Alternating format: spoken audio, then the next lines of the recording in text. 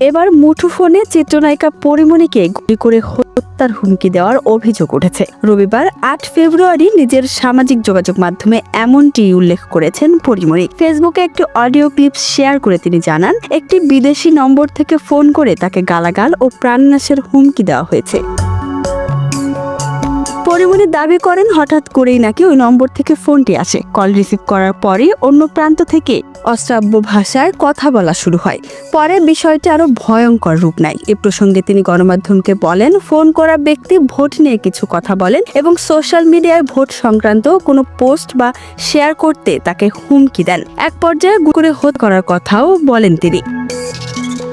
ঘটনায় আতঙ্কিত হলেও বিষয়টি গোপন না রেখে সবাইকে জানানোই সঠিক বলে মনে করেছেন এই অভিনেত্রী। তিনি জানান, বিষয়টি গোপন না রেখে সবাইকে জানানোই সঠিক বলে মনে হয়েছে, তাই সকলকে বিষয়টি অবগত করলাম।